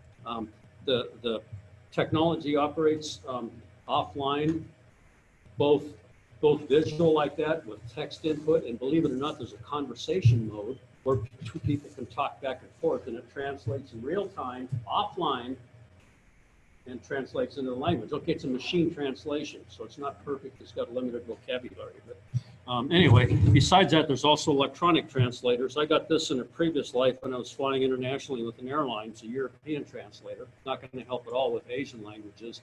And that's just text input, and these things are pretty cheap. And I got this when I took the family to Costa Rica many years ago. It's a Spanish-English one. It doesn't take verbal input, but it'll give verbal output. Personal one is Google Translate. Here's the beauty of it. You don't need a high-end phone to do this. I'm too cheap to buy a latest and greatest model of phone, so I never have anything that's less than 1 generation old, and I don't throw away old cell phones that work. So I've got one here, and I won't take time to demonstrate it, but it works the conversational mode. And this is running Android 4.4. So Android 9 is what that one is. So it just doesn't take much of a phone to do this. You have to download the languages. But anyway, okay, so that's it. So you can read that. There's more parts of it that I'm not going to include just in the interest of time. Okay, so the what on it, what can the smartphone apps do? It's kind of what I just told you. You got the standalone electronic translators that are like these. Google's selling some for a few $100s, but the ones that I'm not Google, but Amazon, it appears they need a data connection. Well, that doesn't help us at all when you've got an emergency. So, okay, why? You know, we've struggled with having pictograms for non-English speakers to point out what their needs are or the resources they have available. So this gives you an option that's a lot easier to do than that. And it can allow them to verbally convey their needs. We can take our pictograms, our descriptions, like the charts that you have here. You can do a real-time translation if people are literate, which we know there's a lot of non-English speakers are not literate, but the ones who are, you just hold this over and the camera looks in real time at the text that's on there. So you go to, I'm not an iPhone kind of person, but I know that the app is available for iPhones also. For Androids, you just go to the Google Play Store, type in Translator, And there you go. And download the languages that you want. So it is way cool, and it's my favorite price, which is free. Okay, so able to use verbal input is just fantastic. This conversation mode, you know, two people can talk back and forth. Not to pick on millennials, there aren't a whole lot of them in here, but millennials think that there's an app for everything. So here's your app. Well, millennials might be the ones, because, you know, how we get from this discussion to you have several phones stacked in your hub bonds, may take a millennial or two to help us get through this. Yeah. So, I mean, it's really, really simple to download this app and use it. So I know a lot more about technology than I want to know. I can tell you that. You know, it's just a tool for me. So it allows these English questions to be translated as an alternative to having multilingual pictograms, which it's just really hard to do it for all the languages we need it for. So, and if you have a human interpreter, which was mentioned on here, typically they're going to know just 2 languages. And a lot of neighborhoods in Seattle, you're going to have people with multiple languages coming in. Okay. But you do have to download the language before you. Bingo. Can't Okay. wait. So caveats here. That's what you have to download the language prior to your needs. So in the hubs, determine what languages you're likely to need in your hub. Number of languages stored in the phone is going to be limited by its available memory, but this isn't much of a phone. And I downloaded Vietnamese earlier, and I had got Spanish in here now. By using old phones, you're not putting your personal phone at risk. You know, just you may have a $1,000 iPhone, and perhaps you don't want to be handing it out to the volunteers to use. So just don't throw away old phones if they're still working, or you can buy used ones for cheap. And like I said, technology is not infallible. Okay, so some assumptions here. You have to assume Wi-Fi is in off if we're having a bad day in Seattle. Cell coverage, the FCC requires the cell companies to maintain 8-hour power supplies for the cell towers. So that's not much. And you got to assume no utilities for at least 2 weeks around here. So here's the beauty of it offline. This is totally plagiarized here. Just explains how to do it. And if you get the PowerPoint file, there's a hyperlink at the bottom. You can see it's a list of languages. When you do it, it's going to look like this. I counted 88 languages. Cindy came up with one that's not in here. I find the descriptions of some of the languages are different than the ones the city uses, and I got the city's language list coming up shortly. I was fascinated to see that Esperanto is in there. That's a constructed language. 2 million people in the world speak it. I did not see Klingon in here, which is kind of interesting, but that's a constructed language also. But anyway, that's the list of what works. Yeah, I don't know. So one thing I did notice, I'm sure there's other cases of it too. It lists here. It says Filipino language. Well, that's right. So the cities list includes Tagalog, but the Philippines, like China, there's all these different dialects. You know, times I spent in the Philippines in the military, television shows would switch within the show between Tagalog and English. Anyway, so it says Filipino. To the best of my knowledge, there is This no lists Chinese, and that's really. And They don't list. well, They won't do bad things. look at the cities list here. Okay, they've got I think 4 different versions of Chinese. I mean, China's got what 20, 30 dialects. So anyway, I'm just making you aware of that. Know what you should get. Yeah. So you just need to know about it better. Okay, Microsoft. I haven't played with this. Microsoft has a translator app also, which works offline. You look at the bottom on it. They use Google's engine for it. So, okay, here's the YouTube video. You may need to start it, Ron. And I'll end it after that. The rest of the PowerPoint presentation is available if you want to download it. The remaining 40 slides. Yeah. If you travel anywhere in the world, you can download Google Translate onto your smartphone. You can even preload the official language or the language of the region that you're traveling to, so you don't necessarily need to have mobile access for it to work. And the functionality that they've built into it is great. Let me show you just a few of the features. Now, when you open Google Translate on your smartphone, it looks the same whether you're in Android or iOS. very top the languages that are prepared for you to translate. And if you just tap on either one, you can see that you've got a bewildering number of languages that it will translate into. And you see next to many of these languages, for example, Finnish here.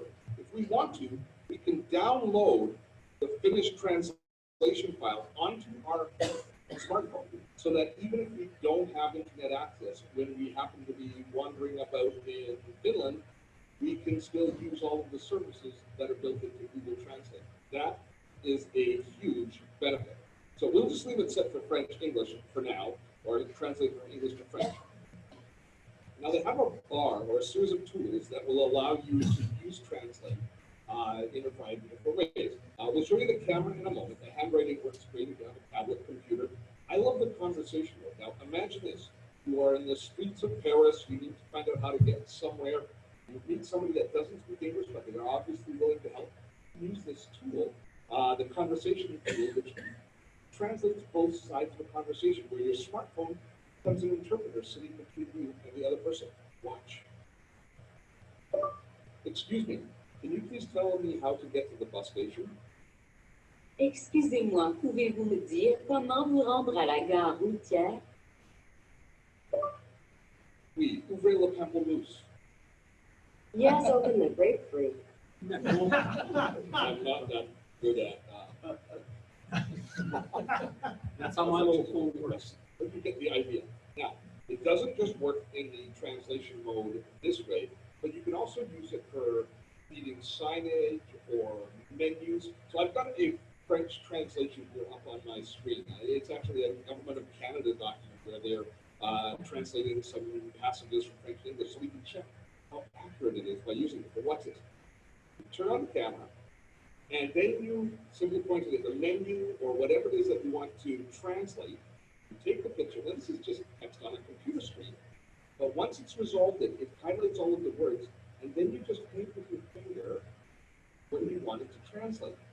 And it takes that information and then translates it from the French to English. And we take a look here. There we go.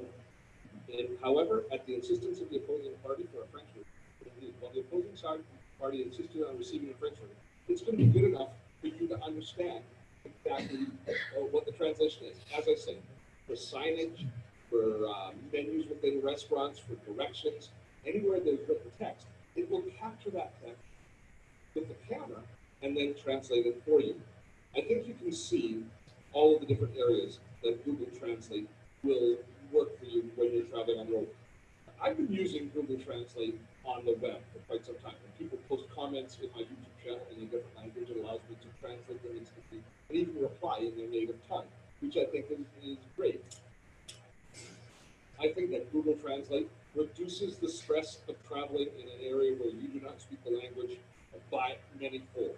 And the fact that it's a free service, I would happily pay for this functionality, but it's all available for free. And the fact that you can download the languages into your phone so you can use them without having internet access is just genius. I think well done, Google. Winner, winner, chicken dinner. Gagnant, gagnant, dîner de poulet. Have fun storming the castle. Okay, so go ahead. Amusez-vous prendre d'assaut le château. So if you were standing in front of someone and they were trying to figure out something on this poster, and they didn't speak your language, you could do that, take a picture, and it could read to them what that said, right? So, you know, like especially the boil water part or some of the stuff like that. So what I don't quite get, right, Cindy never has old cell phones laying around that it's too late now for me. I can't download because the SIM card's gone. So there's that step there's that magic step of, we got 30 phones laying around, but how do we go backwards now and get them get this downloaded? Or do I just have to start with the next phone I've done? Wi-Fi. This doesn't have a SIM card in it. Okay, you know, so that's, Just Wi-Fi. you know, so this is where go home and find your old phones and because we've all talked about, and this leads us into the next well, how would we charge those if we're gonna keep them in a hub box? Because you know they're gonna be dead by the time we open them. And, you know, like, okay, we're gonna have to power them somehow. Well, I got battery sticks I can plug it into and I'm ready to go. But for recurring, now, thank you, Andy. That was. Sorry to speed you through. I'm not an expert in this. I just played with it a bit. If you want my contact information here, you can pick one up if you've got questions. We used it in Greece. Yeah, I was trying to figure out what these signs were in Greece, and I would hold it up and it would sort of get it right. So for power, you're going to describe in 10 minutes or less. Wait, even less than that. You're down to 7. Cool. Sorry. Andy. Jack Herndon from the Finny Hub. One of the things I used to do a lot in the past was sea kayak trips. And I would have all my little electronics with me, and I couldn't, you know, I didn't have any other way to keep them going through, you know, 7 to 10 day trips. So I developed a little solar system that uses a little 10-watt panel.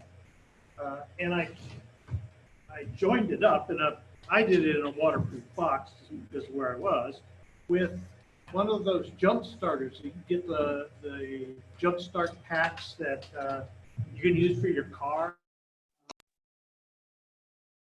They have a couple of amp hours of capacity. So the solar panel charges this, and then I can use this. It's got USB ports on it for charging phones or tablets on it. Or, you know, I did a modification on mine that you can plug in the part that used to go to the clamps, you know, to go on your battery to start it, and it goes through, and then I've got a regular cigarette lighter plug on there. Or Jim found a really nice one of these batteries that has a side port on it, and then you could get a $10 box from Harbor Freight, and it's got all sorts of extension cords and adapters that'll plug into this 12-volt outlet that it has on it, and it'll you know, it'll power USB charging. You can put in the little inverters on there to get a small amount of AC power. And this, in this size, you know, it's really good for your own personal stuff. It won't do huge numbers of a huge amount of charging, but it'll handle for your own personal stuff. For a hub, Harbor Freight also has a 4-panel, 100-watt set. Those panels all combine together into one divide, you know, one cord that goes into a battery maintainer. It's a charging system, and it uses those 4 panels to keep you would buy some kind of battery, 12-volt battery, and it would keep that charged. And then with it, it has a couple of pretty good LED lights that you can run off of there. It's got a couple of USB ports on there, and it also has a port to plug in this accessories kit for charging a bunch of other things, you know, or running an inverter off of there from a higher capacity thing. This personal one, these are about $60. You can keep them in your car, you know, and use them for stuff in your car, and then grab it from there when you need it for an emergency. The panels, 10-watt panel is probably, you can get them as cheap as $10, or excuse me, $20, or you can get up to like $40 for, say, a 20-watt or a really good 10-watt panel that's, you know, fully sealed. Those systems you can get. Harbor Freight puts them on sale at about $150, and that happens relative frequency. You can get on their email announcements and see when it comes up. There's a Harbor Freight down south part of town that you can go to the store and pick it up. No shipping involved. But yeah, that's the plan. And if anybody is interested in that, my contact info will be in the notes from this. and you can get a hold of me. I may put out a thing on the Hubcaps email so that you can contact me Actually, why directly don't you there. do that? That's better. Yeah, okay, I'll do it there. So if you want help to make one of these yourself, I will help you do that. It's a very simple process. It doesn't require a lot of effort. What kind of output is there on the solar panel? It is a, you know, all those two-prong, it's kind of common through vehicles and stuff. I forgot what the name of it. Yes. So are there, I'm curious about when you use that to charge your phone, Right. if there's any caveats on there, because I bought one of those, this like standalone one that is like a pre-built one to charge my phone. It wasn't until I got it and read the fine print that it claimed that, or warned me that it can only. Yeah, well, it depends upon, cell phone batteries have a lot of capacity. Yeah. And this thing has a heck of a lot more than a cell phone would, so it'll probably take you up a little bit better at that, because this is a 12-volt system as versus the little power packs that you buy that are emergency things for, you know, plugging in your cell phone. Those are 5-volt. This is 12. So it'll be able to push almost like a charger that you're plugging the wall to. But your solar panel charging system can take a cell phone up to 100% battery. But the solar panel is used to charge this, and then this is used to charge your phone. How many have a solar system of some kind, just at your own home, right? Yeah, yeah. Very good. Yeah. And then on the solar side of, Kristen, hold up your solar panel show and tell that she brought. These are the coolest lanterns for hubs, you know. Ask for these for Christmas. You know, they're completely solar panel charge or solar charge. They've Anyway, got some of those that are for camping that collapse down too. so Jack, this was great. I'm sorry we were going to cut you a little short. No, Just that's all I leave have. it set up, and you can look after you put your chairs away. You can look at it. He'll send out his contact information. Send some pictures too. Yep. Okay, we're gonna zing through it kind of goes back and forth between Ann and me on just a couple announcements, and we get to around the room. Think of what you're gonna say for around the room that's gonna be short and concise, right? That would be good. The DMC, you've heard everything. We're all caught up to date with what the Disaster Management Committee is doing down there. And the last thing about OEM is they sent a box of 600 of these. If you have an event coming up, or you know you can use some of these, take them from the back of the room, but don't take them just to drop them off at a dentist office. Have a purpose for them, because it saves me from having to drive 50 of them to you for your next event. So if you know you're going to have an event or something like that, please take them back there. Okay. And on the couple of her things. And you're going to probably have to just yell. Can I skip the hub app? Yep. Because there's not much to it. Okay, so many thanks to Karen Lewis. She has designed a brochure. I've got a couple copies here, and I think Karen has some too that we'll pass around. We love your comments on them. This is a draft. There's much more to do on that. So the brochure has been started. I want to point out the original artwork on this. I think is really interesting and quite the delightful piece of this I wasn't expecting. So that's where we are on the brochure. Business cards are on hold until the brochure has been solidified. Still a little bit more work to do on the job descriptions, but I should get those out in the next, probably Tuesday of next week. I need some more eyes on them before I send them out. And we want those to be looked at before you come to the leadership retreat, because we want to get enough of a thumbs up of, are we on the right track, so that we can actually go off and print those for new hubs and old hubs. Since we have a meeting on the 5th, so we're gonna talk about voters form of this. A voters form, Yeah, okay. Because our community is A little different, right? Yeah, absolutely, take it. Yeah. We've got it in PDF format, so we could make the link together or just email it out. Email it out. But say draft, you know. And I know I keep hearing that there's some people with graphic skills, you know, make sure that those folks, if they were in, we put out a call for people who wanted to help, And if they didn't, if you know someone who has got an eye that they could look at it and help us, tell us. I figured out Oh, okay. who are resources. Okay, so that's the Hub 101 grant. What else do I have?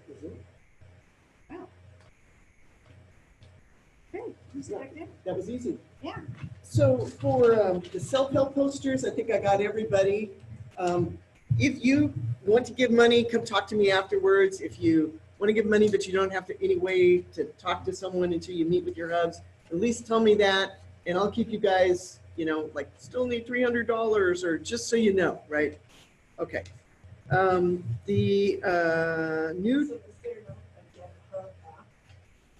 We're skipping it today because the guy who did it just finished his class and he hasn't taken the steps he told us he was going to do, so we didn't have much of an update.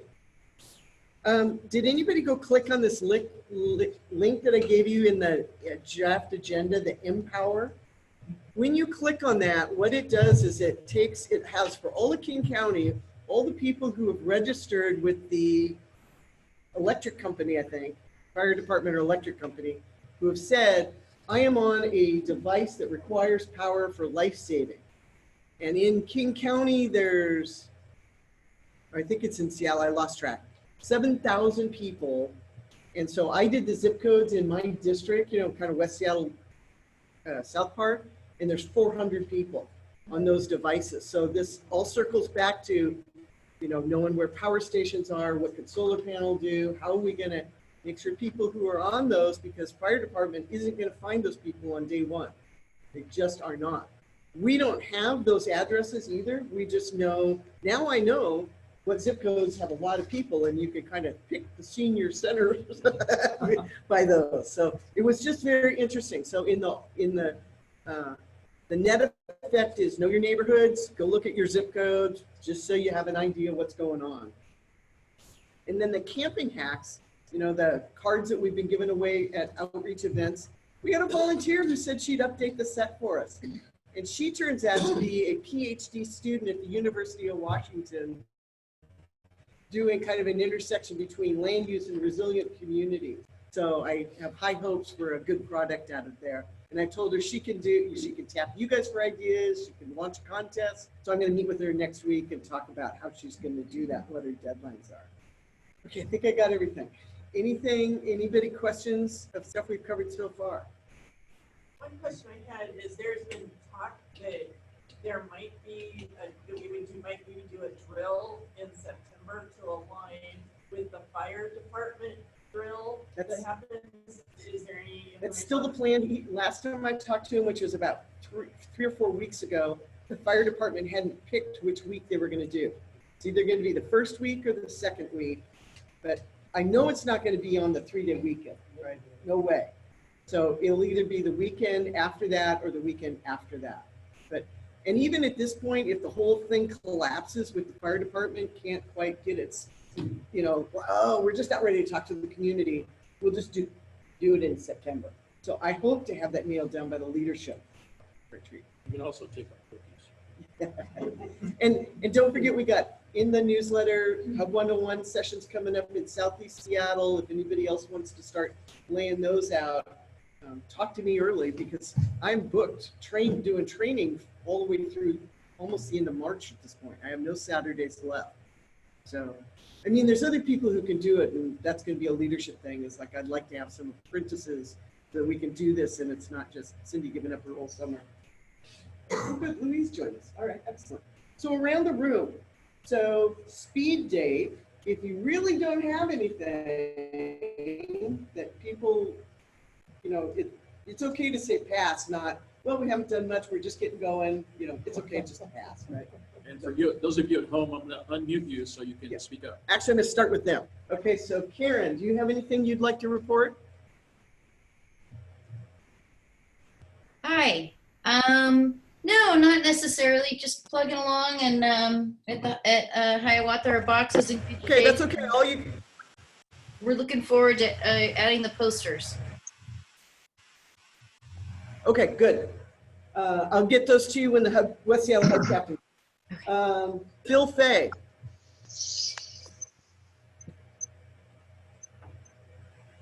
Yeah, can you hear me? Yes. Okay, actually, I just got back on. I had to move from a church event to here, so I don't know what I missed in the last 20 minutes. Do you have anything specific for around the room? We're really short on time. No. Okay. Steve Hall.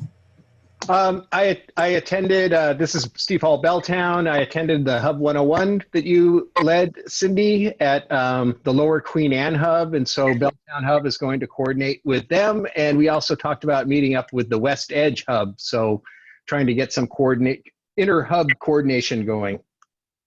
The Lower Queen Anne Church of Scientology is like all in. They're going to. Yes.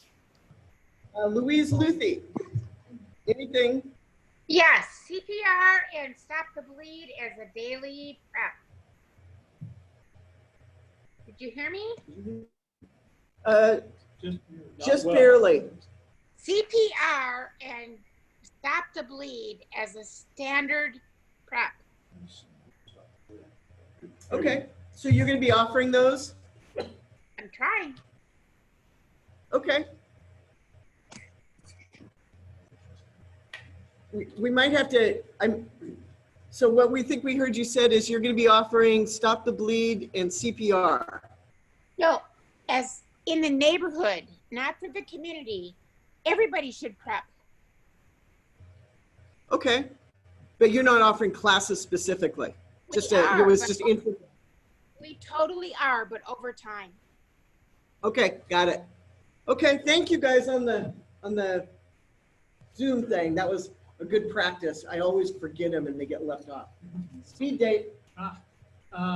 Jack and Jim from Finney. We have just about finished upgrading our hub contents. I'm going to apply to Seattle neighborhood for. We'll see if we can get some money for that. We have a shed that's in the parking lot where we set up that is shared with the Finney Neighborhood Association and the schools in there. We went in and found that it was not earthquake proof. There were so many things that would fall down and keep us from opening the door. So we updated that. We're going to have a meeting with our hub group, first one of this year, to talk about work parties coming up for that work in the shed, plus starting to do setups of our hub work. And we have 2 collapsible easels here that we're giving away. We have 2 for us that we've got a couple of 2 by 3 foot whiteboards that I got from Target that'll fit it nicely. We figured we'll use that for like the community wide announcements, writing those up there. But we've got these as spare. And that is good. Okay, yes. Steve. Well, I'm in the process of trying to get Wallingford organized. And we've got about 20 or 30 people who sort of signed up on a form and say they're interested. But trying to get them from interested to actually being active in a committee is a pretty high hurdle, it turns out. But not going to stop. Keep trying. Yes.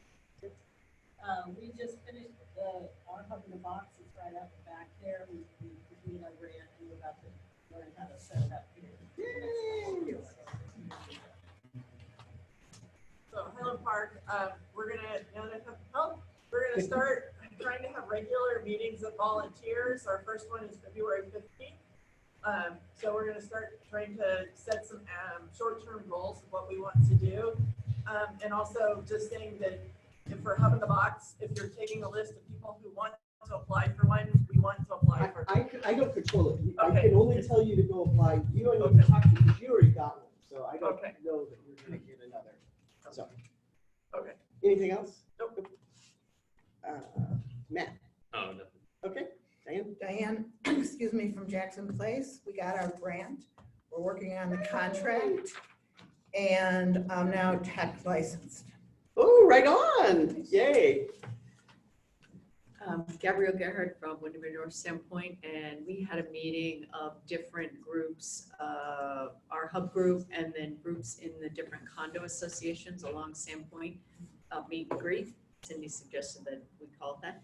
And we got together and we did a few advanced little scenarios, but it was good for people that we've met over email, but we had never met each other, just because it's people we could walk to in our area. And Gabrielle is hosting the, at the home show this weekend for the city of Seattle. We got invited to have a hub table. So she got a volunteer from her hub to help, and that's fantastic. That's great outreach for us. Thank you. Yeah. Sandy? Lake City has been continuing working on Stop the Bleed, so Anne's got us Busy. Running hither and thither. Okay. And Victory Heights? Yeah, so a couple things. Northeast Seattle has set the dates for the meetings, and they're the opposite months from Cindy's. So February, I forget the date, but it's the third Thursday? Fourth Thursday. Fourth Thursday of the month, so we're meeting the opposite months as this. Up in the northeast side, the north side, we're at North Seattle College now, so we're more accessible to both sides of 5. Haven't figured out who we're gonna have come speak, but ideas are rattling through my head. If you have any ideas, I'll be happy to invite people, kind of like Cindy does. So those meetings are out. Hopefully everybody in this room has gotten those dates and has put it on their calendar. You mean North Seattle Community College? North Seattle Community College, yeah. North Seattle College. North Seattle College. Okay. They dropped the community. They changed. Oh, okay. Hard habit to break. Over the Christmas break, I got 3 high schoolers and their mom to film them at the Urban Survival Skills stations. So I tried to put my words into their mouths and get it on video. My high schooler is still editing these, getting his service hours. So if they're any good, or even if they're not, I will put them out there, and you can at least see what you're kind of supposed to say standing behind the table at an Urban Survival Skills Fair.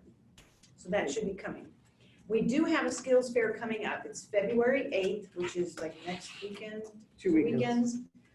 Which is a Saturday. It's at Meadowbrook. Meadowbrook hosts this large hands-on skills fair for the community. It's how to make Sustainable Northeast sustainable Seattle. Northeast Seattle, how to make kombucha, how to fix your bike, how to garden, how to whittle, I don't know, all kinds of skills, how to can foods.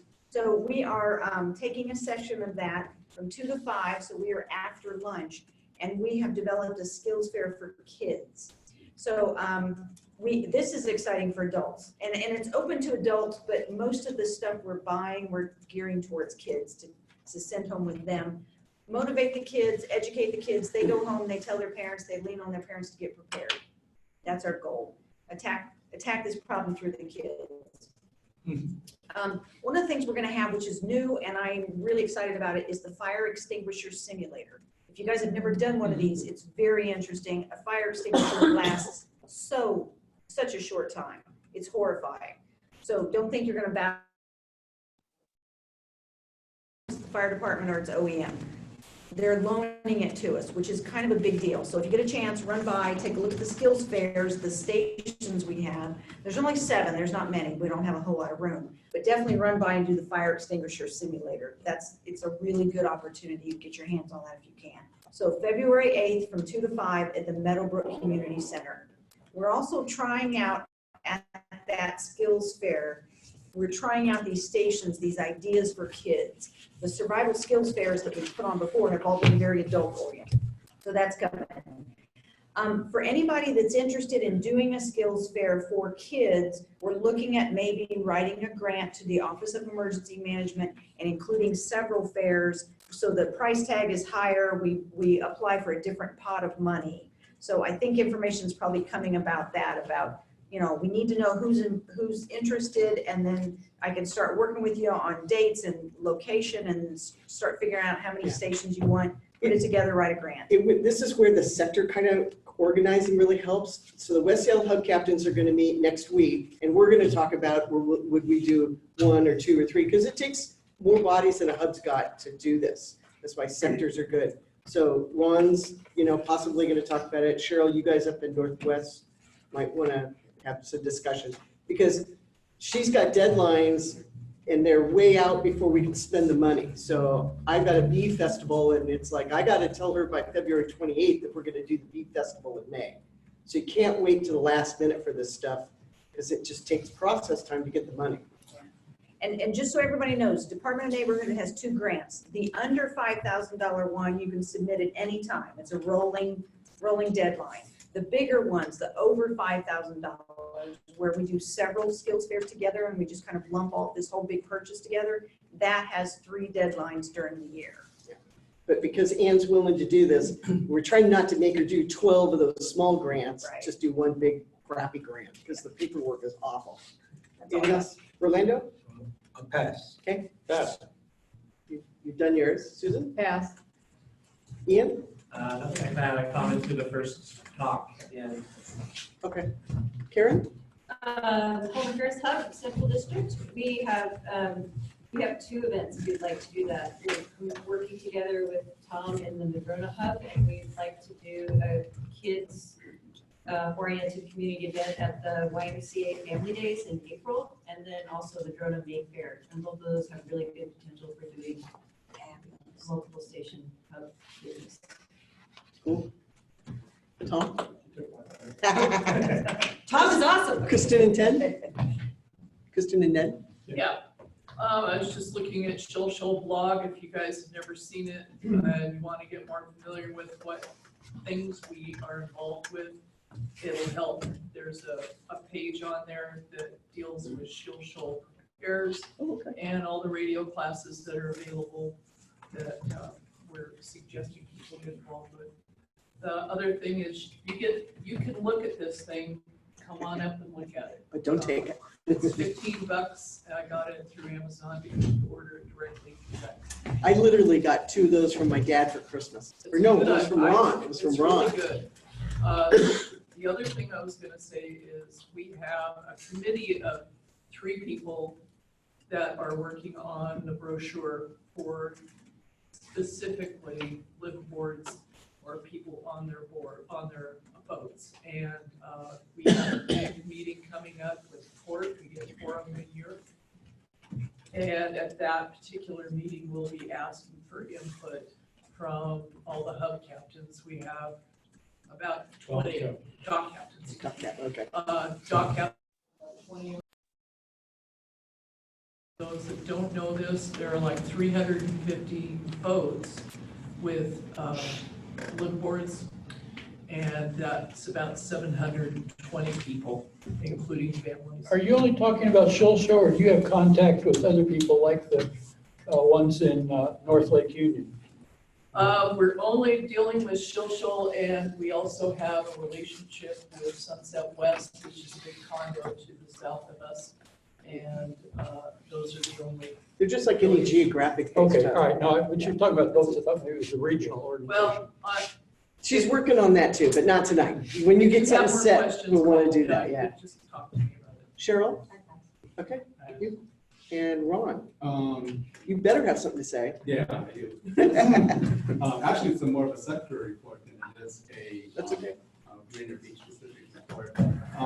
February 24th and February 29th, we're going to have a Hub 101 training at Beacon United Methodist Church. Right? And so You really have to talk. Yeah. Microphone. Oh, okay. Yeah, 101 Hub training, February 24th and the 29th at the Beacon United Methodist Church. Everyone's welcome to attend that. You know, you don't have to even be in the southeast sector, but we want to train some of our volunteers. Let's see, the South Home Show or Home Fair. Still kind of like looking for a couple volunteers to staff that because I'd like to go to the leadership retreat. If anybody knows anybody who wants to sit at a table, because Ron, that's the same day as our leadership retreat, and his hub, they've got, he's trying to pull them, but they've got commitments. So anybody who wasn't going to come to the leadership retreat or knows someone who could help, that would be nice. Let's see. Oh, and I'm having a hub meeting next week, and we're going to be focusing in on trying to set up a training for a couple of youth groups in Rainier Beach around GMRS radios. But again, if you have youth in Lake Missouri Park or wherever, but I'll keep you informed about, where, when the date will be. But we hope to have it before this summer. Anybody have anything they forgot? Ian? I just had one bit of feedback from something that Lucia had said during her presentation that struck me. From after-action reports and hot washes from recent Hub and ACS drills, it kind of showed us that Hub message managers really dislike using the standardized message forms, right? To relay information to ACS, but Lucia emphasized that using the standard format is critical for the information to be collated and useful upstream with the DOC and beyond. So I just think we should emphasize training more with that and not falling back to using different formats when we get frustrated in the field because it won't be useful. Yeah.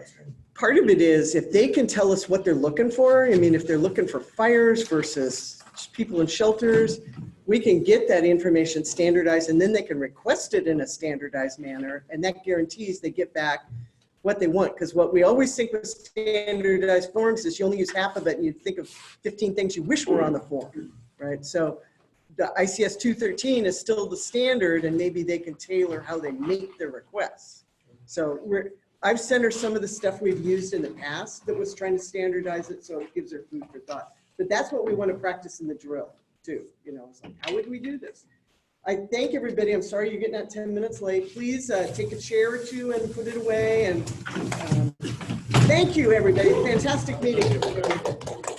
Thanks.